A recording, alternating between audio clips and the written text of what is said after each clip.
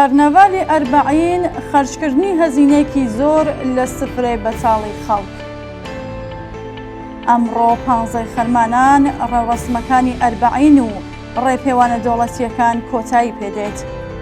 بۆ پێیەکە ڕێوەسم و ڕێپێوانی ئەمساڵ تەنیا 10 ڕۆژ پێش لە ساڵیادی قەتڵی حکوومەتی ژینا ئەمینی بەڕێوەچوو، ڕژیم بودجەیەکی زۆر و زەوەندی بۆ لەبەرچاو گرتووە بۆ ئەوەی بەهێزە سەرکردگەرەکانی بڵێت کە پێگەی جەماوەری هەیە و زیاتر ئامادەیان کات بۆ کوشتنی جەماوەری ناڕازی و شۆڕژگێر.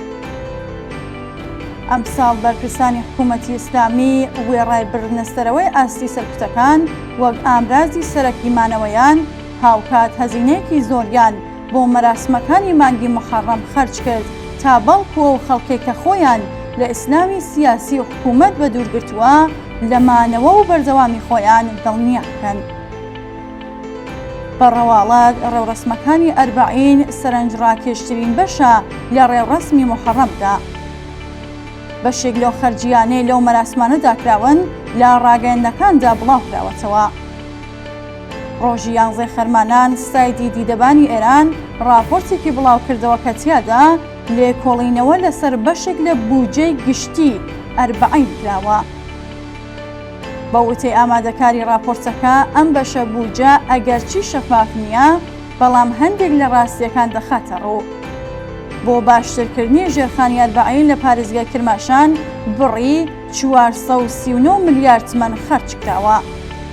ئەم بڕەپارەیە نزیکەی 5 هێندەی پشکی جێبەجێکردنی پلانی کەمکردنەوەی پیسبوونی هەوای ناوچەکەیە. لە پارێزگای دەوڵەمەند بەڵام بێ ئیمکانات و تاڵانکراوی ئیلام 6400 ملیارد تمەن لەم بوارەدا خەرج کراوە کە دەکرا 7500 تەختی نەخۆشخانەی پێ دابین بکریایە. هیچ زانیاریەک سەبارەت بە پارێزگای خوزستانی دەوڵەمەند و تاڵانکراو بڵاو نەکراوەتەوە. بەڵام لە وتوێژەکانی پارێزگاری ئەو پارێزگایەدا هەندێک ئامار دەست دەکەوێت. پارێزگاری خوزستان ڕۆژی 27 گەلاوێژ ڕایگەیان کە جگە لە ڕێکخستنی ئۆتۆبوسەکانی کەرتی تایبەت 2000 ئۆتۆبوس لە تورکیاش بەکرێ گیراون.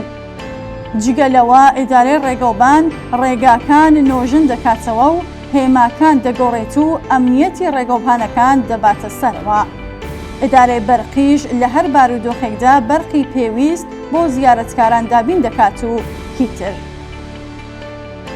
وەزارەتی ڕێگەوبان 3000 ملیارد تمەن سەرچاوەی بۆ چاکردنەوە و باشترکردنی ڕێگەوبانەکان تەرخان کردووە کە یەکسانە لەگەڵ ئەو بڕەهەزینەیەی کە بۆ دابینکردنی گازی پارێزگاکانی سیستان و بەلوچستان لەبەرچاو گیراوە. هۆرمۆزگان و بەشێک لە پارێزگاکانی ڕۆژاوی وڵاتیش کە هەتا ئێستا لە بوونی گاز بێبەشن 3 ڕۆژ مۆڵەتی تەشویقی و 5 ملیۆن تمەن کۆمەک هەزینە و 1 ملیۆن تمەن دەدرێت بە هەر ئەندامێکی بنەماڵە بەمبەستی ناردنیان بۆ ڕێپێوانەکانی ئەربەعین کە بەو بڕەپارەیە دەتوانرا لە پرۆژەی نیشتەجێکردنی نیشتیمانیدا 1500 یەکەی ئاپارتمانی 7 متری دروست بکرێت. بڕی ئەو بودجەیە کە تەرخان کراوە بۆ ستادی ئەربەعین و لە ژێر چاوەدێری وەزارەتی ناوخۆدایە ئاشکرا نەکراوە. بەڵام جێگیری وەزیری ئاودانکردنەوە ڕایگەیاندووە ئەمساڵ ئەم وەزارەتە بڕی 550 ملیارد تمەنی بۆ ژێرخانی ئەربەعین تەرخان کردووەکە 400 ملیارد تمەنی خەرج کراوە. ئەم ئامارە 5 ئەوەندەی پشتی دروستکردنی مترۆی تاران لە بودجەی ئەمساڵدایە. شۆرای شاری تاران ئەمساڵ 40 ملیارد تمەنی بۆ ئەربەعین تەرخان کردووە. جگە لەوە شارەوانی تاران ساڵانە ئیمکانات و پێداویستی دیکەش بۆ ئەربەعین لە بەرچاو دەگرێت و لەوانەش ناردنی ئامێرەکانی گواستنەوە و کرێکاری بەشی خاوێنکردنەوە کە بێگومان ئەمانەش خەرجیەکانی شارەوانی زیاتر دەکەن. جگە لە شارەوانی تاران، شارەوانی مەشەدیش بە فەرمی بودجەی 26 ملیارد تمەنی بۆ ڕێڕەسمی ئەربەعینی ئەمساڵ پەسەند کردووە. شارەوانی شارە گەورە و بچووکانی دیکەش کەم و زۆر هەزینەیەکیان لە بودجەی خۆیان بۆ ئەم بۆنەیە تەرخان کردووە کە بڕەکەی ڕانەگەیەنراوە. هەر لەو چوارچێوەیەدا ڕاگەیەنەرەکانی تریش بڵاویان کردەوە کە بانکی ناوەندی 200,000 دیناری عێراقی دەدات بە هەر زیارەتکارێکی ئەربعین. بە پێ هەڵسەنگاندنی مامۆستای کیابووری 50 ملیۆن هاوڵاتی ئێران لەژێر هێڵی هەژاریدان. بە پێ راپۆرتی چاودێری هەژاری وەزارەتی کار و هاوکاری و خۆشگوزەرانی کۆمەڵایەتی نزیکەی 26 ملیۆن کەس لە دانیشتوانی ئێران لە ساڵی 1400دا لەژێر هێڵی هەژاری ڕەهادا بوون. ئەگەر ئەو بودجەیەی کە تەنیا بۆ چەند ڕۆژێکی ئەربعین خەرجکراوە لەگەڵ هەزینەی هاوکاریەکانی ڕژیم بۆ ئۆرگانەکانی سەرکوتوو دام و دەستگا ئاینیەکان بخرێتە سەریەک، یەکێک لە هۆکارە سەرەکیەکانی هەژاری هاوڵاتیان بەڕوونی دەردەکەوێت. کابینەی ڕئیسی جگە لە هێزە چەکدارەکان و هەواڵگەری و ئینتزامی بودجەی دامەزراوە ئاینیەکانیشی لە ساڵی 1402دا بە ڕادەیەکی سەرسوڕهێنەر زیاد کردووە.